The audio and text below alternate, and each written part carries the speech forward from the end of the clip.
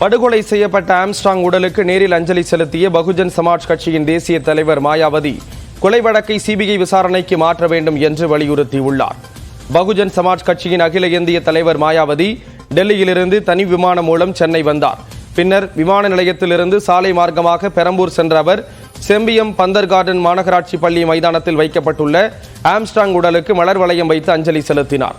அவருடன் பகுஜன் சமாஜ் கட்சியின் தேசிய ஒருங்கிணைப்பாளர் ஆகாஷ் ஆனந்தும் ஆம்ஸ்ட்ராங் உடலுக்கு அஞ்சலி செலுத்தினார். பின்னர் ஆம்ஸ்ட்ராங்கின் மனைவி மற்றும் குடும்பத்தினரை சந்தித்து மாயாவதி ஆறுதல் கூறினார்.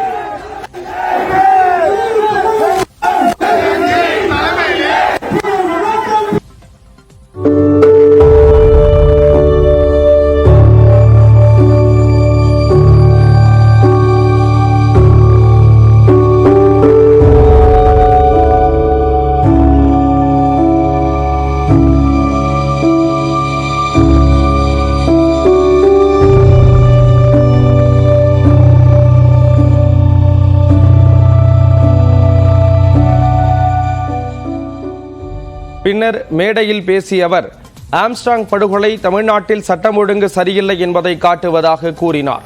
கொலைக்கு காரணமான உண்மையான குற்றவாளிகள் கைது செய்யப்படவில்லை என்றும் அவர் தெரிவித்தார். தலித் மக்களுக்கு நிறைய பொருளாதார உதவிகளை ஆம்ஸ்ட்ராங் செய்துள்ளதாக குறிப்பிட்ட மாயாவதி தலித் மக்களின் வாழ்க்கை மேம்பட பாதுகாப்பாக இருக்க தமிழ்நாடு அரசு நடவடிக்கை எடுக்க வேண்டும் என கேட்டுக்கொண்டார். உண்மையான குற்றவாளிகளை கண்டுபிடிக்க தமிழ்நாடு அரசுக்கு பகுஜன் சமாஜ் கட்சி அழுத்தம் கொடுக்கும் என்று தெரிவித்த மாயாவதி ஆம்ஸ்ட்ராங் படுகொலை வழக்கை சிபிஐ வசம் மாநில அரசு ஒப்படைக்க வேண்டும் என வலியுறுத்தினார். ஆம்ஸ்ட்ராங் படுகொலை சம்பவத்தால் தங்கள் கட்சி மிகுந்த வருத்தமும் வேதனையும் அடைவதாக கூறிய அவர் சட்டத்தை கையில் எடுத்துக்கொண்டு செயல்படக்கூடாது என்றும் வருத்தத்தோடு இருந்தாலும் அமைதியை கடைபிடிக்க வேண்டும் என்றும் தொண்டர்களை கேட்டுக்கொண்டார். ஆம்ஸ்ட்ராங் குடும்பத்திற்கு பகுஜன் சமாஜ் கட்சி துணை நிற்கும் என்று அவர் உறுதியளித்தார். மேலும் குடும்பத்திற்கு தேவையான பாதுகாப்பை தமிழ்நாடு அரசு வழங்க வேண்டும் என மாயாவதி கேட்டுக்கொண்டார்.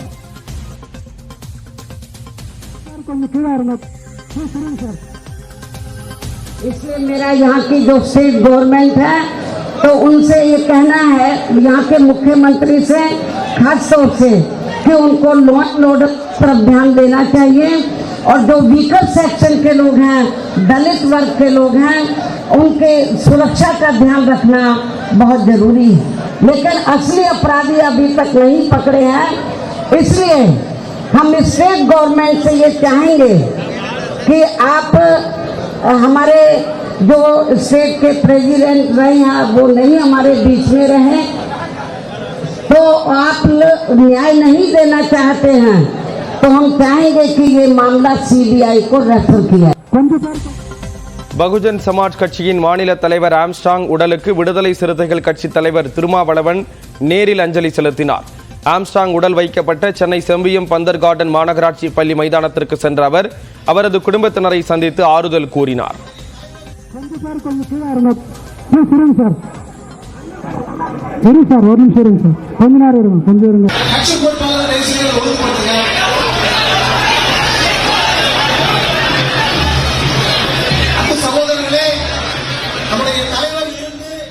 ஆம்ஸ்ட்ராங் கொலையின் பின்னணியில் இருப்பவர்கள் யார், கூலிப்படையை ஏவியவர்கள் யார் என்பதை தமிழ்நாடு அரசு விரைவில் கண்டறிய வேண்டும் என விடுதலை சிறுத்தைகள் கட்சியின் தலைவர் திருமாவளவன் கோரிக்கை விடுத்துள்ளார். சென்னை செம்பியம் பந்தர் கார்டன் மாநகராட்சி பள்ளி மைதானத்தில் வைக்கப்பட்ட பகுஜன் சமாஜ் கட்சியின் மாநில தலைவர் ஆம்ஸ்ட்ராங் உடலுக்கு திருமாவளவன் மலர் வளையம் வைத்து அஞ்சலி செலுத்தினார். பின்னர் மேடையில் பேசியவர் ஆம்ஸ்ட்ராங்கை கொலை செய்த உண்மை குற்றவாளிகள் இன்னும் கைது செய்யப்படவில்லை என கூறினார். தமிழக அரசு இது போன்ற வன்கொடுமைகள் நடப்பதற்கு காரணம் எது, பின்னணி எது, திட்டமிடக்கூடிய கும்பல் யார், இதில் பங்கேற்ற கூலிப்படையினர் யார் என்பதையெல்லாம் துருவி ஆராய வேண்டும். உரிய பாதுகாப்பு நடவடிக்கைகளை மேற்கொள்வதற்கு ஆவணம் செய்ய வேண்டும். தலித் தலைவர்களுக்கு காவல்துறையினர் பாதுகாப்பு அளிக்க வேண்டும் என தமிழ்நாடு காங்கிரஸ் தலைவர் செல்வ பெருந்தகை தெரிவித்துள்ளார். ஆம்ஸ்ட்ராங் உடலுக்கு அஞ்சலி செலுத்திய பின்னர் மேடையில் பேசிய அவர் தலைநகரில் உள்ள ஒரு கட்சியின் மாநில தலைவருக்கே இந்த நிலைமை என்றால் கிராமங்களில் இருக்கக்கூடிய தலித் தலைவர்களின் நிலையை யோசித்து பார்க்க வேண்டும் என கூறினார்.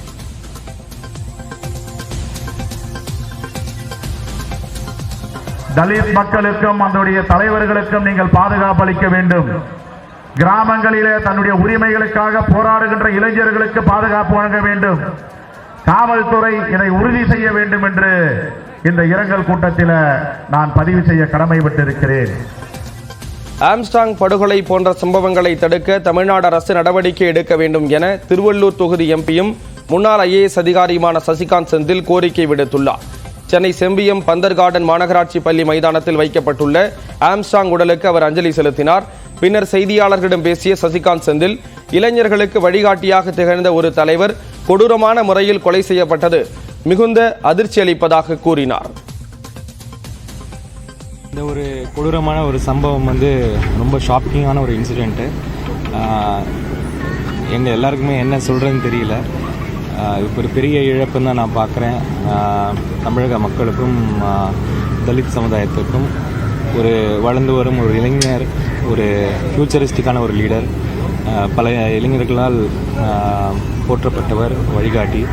அவருக்கு இந்த மாதிரி ஒரு இன்சிடெண்ட் ஆகிருக்கிறதுக்கு ஒரு ஷாக்கிங். இதுக்கு ஆழ்ந்த இரங்கல்கள் இந்திய தேசிய காங்கிரஸ், எங்களுடைய தலைவர் ராகுல் காந்தி அவர்களும் மாநில தலைவர் செல்வ பெருந்தகை அவர்களும் ஆல்ரெடி அவங்களுடைய இரங்கலை தெரிவிச்சிருக்காங்க. இந்த மாதிரி இன்சிடென்ட்ஸ் தமிழக மக்களுக்கு ஒரு பெரிய ஒரு ஷாக். அதனால் இதை கூடிய சீக்கிரம் விரைவில் இதை மட்டும் இன்வெஸ்டிகேட் பண்ணணும் இல்லை, இந்த மாதிரி ரொம்ப சாதாரணமாக நடக்கிற இந்த கொலைகளை தடுக்க வேண்டும் என்று நான் தமிழக அரசுக்கும் எல்லா அத்தாரிட்டிஸுக்கும் கேட்டுக்கொள்கிறேன். பகுஜன் சமாஜ் கட்சியின் மாநில தலைவர் ஆம்ஸ்ட்ராங் படுகொலை செய்யப்பட்டது வன்மையாக கண்டிக்கத்தக்கது என திரைப்பட இயக்குனர் வெற்றிமாறன் தெரிவித்துள்ளார். சென்னை செம்பியம் பந்தர் கார்டன் மாநகராட்சி பள்ளி மைதானத்தில் வைக்கப்பட்டுள்ள ஆம்ஸ்ட்ராங் உடலுக்கு இயக்குனர் வெற்றிமாறன் நேரில் அஞ்சலி செலுத்தினார். பின்னர் செய்தியாளர்களிடம் பேசிய அவர், ஆம்ஸ்ட்ராங் மிகப்பெரிய ஆளுமை என்றும் இது அனைவருக்கும் ஈடு செய்ய முடியாத இழப்பு என்றும் கூறினார். இளைஞர்களை ஒருங்கிணைச்சு எல்லாரையும் படிக்க வச்சு ஒரு நல்வழிப்படுத்தின ஒரு பெரிய ஆளுமை. இந்த இழப்பு எல்லாருக்குமே ஈடு செய்ய முடியாத இழப்பு. இது வன்மையாக கண்டிக்கத்தக்கது தான். இந்த வன்முறை வன்மையாக கண்டிக்கத்தக்கது. ஒரு ஒரு கட்சியினுடைய மாநில தலைவர், அவருடைய மரணம் இப்படி நிகழ்றது வன்மையாக கண்டிக்கத்தக்கது தான். ஆம்ஸ்ட்ராங் உடலை அரசு ஒதுக்கும் இடத்தில் புதைப்பது குறித்து அவரது குடும்பத்தினரிடம் கேட்டு முடிவு செய்யப்படும் என திரைப்பட இயக்குனர் ப. ரஞ்சித் தெரிவித்துள்ளார். சென்னை செம்பியம் பந்தர் கார்டன் மாநகராட்சி பள்ளி மைதானத்தில் வைக்கப்பட்டுள்ள ஆம்ஸ்ட்ராங் உடலுக்கு அஞ்சலி செலுத்திய பின் நியூஸ் 18 தமிழ்நாடு தொலைக்காட்சிக்கு பேட்டியளித்தவர் இவ்வாறு கூறினார்.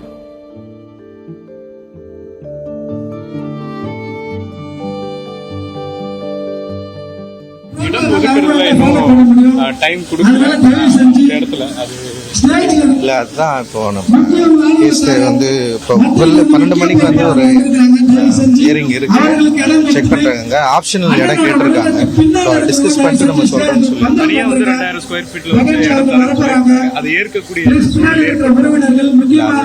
அக்கா கூட அன்னைக்கிட்ட டிஸ்கஸ் பண்ணிட்டு தான் சொல்லணும்னு சொல்லிட்டு எல்லாரும் பிளான் பண்ணியிருக்கோம். சென்னை மற்றும் கரூரில் அதிமுக முன்னாள் அமைச்சர் எம்.ஆர். விஜயபாஸ்கர் தொடர்புடைய 8 இடங்களில் சிபிசிஐடி போலீசார் சோதனை மேற்கொண்டு வருகின்றனர். 100 கோடி ரூபாய் மதிப்பிலான நிலத்தை போலி ஆவணம் மூலம் அபகரித்ததாக எழுந்த குற்றச்சாட்டை தொடர்ந்து முன்னாள் அமைச்சர் எம்.ஆர். விஜயபாஸ்கர் கடந்த 26 நாட்களாக தலைமறைவாக உள்ளார். கரூர் நீதிமன்றத்தில் எம்.ஆர். விஜயபாஸ்கர் தரப்பில் தாக்கல் செய்யப்பட்ட முன்ஜாமீன் மனுக்களும் 2 முறை தள்ளுபடி செய்யப்பட்டன. இந்நிலையில் கரூரில் உள்ள எம்.ஆர். விஜயபாஸ்கரின் வீடு, நிறுவனங்கள் உட்பட 3 இடங்களில் சிபிசிஐடி போலீசார் சோதனை மேற்கொண்டனர். அதன் நீட்சியாக தற்போது கரூரில் உள்ள எம்.ஆர். விஜயபாஸ்கரின் வீடு, சாயப்பட்டறை அலுவலகம், அவரது தம்பி சேகரின் வீடு உட்பட 7 இடங்களில் 2 துணை கண்காணிப்பாளர்கள், 9 ஆய்வாளர்கள் அடங்கிய குழுவினர் சோதனை மேற்கொண்டு வருகின்றனர். அதே சமயம் சென்னை அபிராமபுரத்தில் உள்ள எம்.ஆர். விஜயபாஸ்கரின் வீட்டிலும் சிபிசிஐடி போலீசார் சோதனை மேற்கொண்டுள்ளனர்.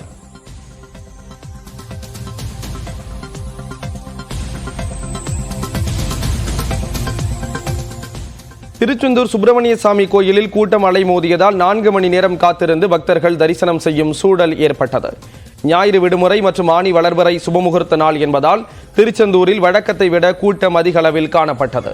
அதிகாலை 4 மணிக்கு கோயில் நடை திறக்கப்பட்டது. அதன் பிறகு உதய மார்த்தாண்ட அபிஷேகம், விஸ்வரூப தீபாராதனை நடைபெற்றது. அப்போதே கடலில் குளித்து முடித்த பக்தர்கள் நீண்ட வரிசையில் காத்திருந்தனர். கூட்டம் அதிகரித்ததால் 4 மணி நேரம் வரை பக்தர்கள் காத்திருக்கும் சூழல் உருவானது. ஆனி வளர்பிறை சுபமுகூர்த்த நாள் என்பதாலும் சுப்பிரமணிய சாமி கோயிலில் ஏராளமான திருமணங்களும் நடைபெற்றன. வழக்கமான பக்தர்கள் எண்ணிக்கையுடன் திருமண வீட்டாரின் உறவினர்களின் எண்ணிக்கையும் அதிகரித்ததால் திருச்செந்தூரில் கூட்ட நெரிசல் காணப்பட்டது.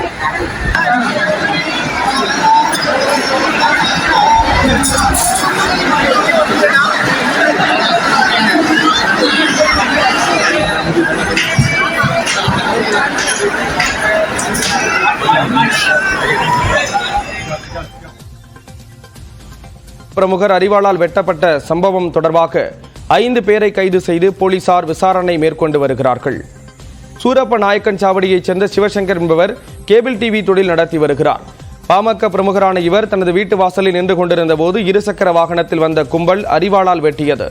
இதையடுத்து அவர் கூச்சலிட்டதால் அந்த கும்பல் அங்கிருந்து தப்பி ஓடிவிட்டது. படுகாயங்களுடன் கடலூர் அரசு மருத்துவமனைக்கு அழைத்து செல்லப்பட்ட சிவசங்கர் மேல் சிகிச்சைக்காக புதுச்சேரி ஜிப்மர் மருத்துவமனையில் அனுமதிக்கப்பட்டுள்ளார். இதையடுத்து 4 தனிப்படைகளை அமைத்து இந்த சம்பவத்தில் ஈடுபட்டவர்களை காவல்துறையினர் தேடி வருகிறார்கள். இந்த சம்பவம் தொடர்பாக 5 பேரை கைது செய்து திருப்பாதிரி புலியூர் போலீசார் விசாரணை மேற்கொண்டு வருகின்றனர். கடந்த 2021ஆம் ஆண்டு சிவசங்கரின் தம்பி பிரபு அதே பகுதியைச் சேர்ந்த தங்கபாண்டியன், சதீஷ், வெங்கடேசன் ஆகியோரால் கொலை செய்யப்பட்டார். இந்த வழக்கை முன்னின்று நடத்தி வரும் சிவசங்கர் அதில் முக்கிய சாட்சியாக உள்ளார். அவர் நீதிமன்றத்தில் சாட்சி சொல்வதை தடுக்கும் விதமாக மர்ம நபர்கள் கொலை முயற்சியில் ஈடுபட்டதாக காவல்துறையினர் தெரிவித்துள்ளனர். ஜம்மு காஷ்மீர் மாநிலம் குல்காம் மாவட்டத்தில் இருவேறு இடங்களில் நடைபெற்ற துப்பாக்கிச் சண்டையில் 4 பயங்கரவாதிகள் கொல்லப்பட்டனர். 2 ராணுவ வீரர்கள் உயிரிழந்தனர். குல்காம் மாவட்டத்தில் உள்ள மோடர்கேம் கிராமத்தில் பயங்கரவாதிகளை பிடிக்க ராணுவ வீரர்கள் தேடுதல் பணியில் ஈடுபட்டனர். அப்போது பயங்கரவாதிகளுக்கும் ராணுவத்தினருக்கும் இடையே துப்பாக்கிச் சண்டை நடைபெற்றது. இதில் ஒரு ராணுவ வீரர் நிகழ்விடத்திலேயே உயிரிழந்தார். இதனைத் தொடர்ந்து மோடர்கேம் கிராமத்திற்கு ராணுவ வீரர்கள் விரைந்தபோது பிரைசல் என்ற பகுதியில் மற்றொரு பயங்கரவாத கும்பல் தாக்குதல் நடத்தியது. இதனைத் தொடர்ந்து நடந்த துப்பாக்கிச் சண்டையில் 4 பயங்கரவாதிகள் கொல்லப்பட்ட நிலையில் ஒரு ராணுவ வீரர் உயிர் தியாகம் செய்தார். இதனைத் தொடர்ந்து குல்காம் மாவட்டம் முழுவதும் ராணுவ வீரர்கள் குவிக்கப்பட்டுள்ள நிலையில் பயங்கரவாதிகளை தேடும் பணி தீவிரமாக நடைபெற்று வருகிறது.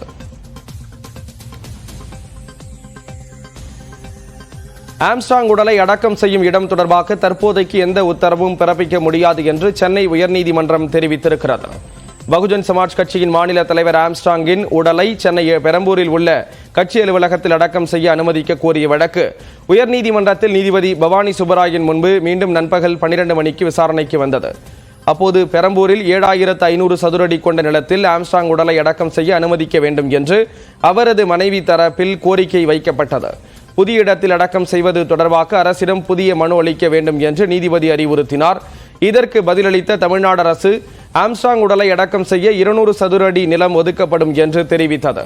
இப்போதைக்கு அரசு ஒதுக்கும் இடத்தில் அடக்கம் செய்வதே நல்லது என்று நீதிபதி கூறிய நிலையில் விஜயகாந்தின் உடலை அவரது சொந்த இடத்தில் அடக்கம் செய்ய அரசு அனுமதி வழங்கியதை போன்று தங்களுக்கும் இசைவு வழங்க வேண்டும் என்று ஆம்ஸ்ட்ராங்கின் மனைவி முறையிட்டார்.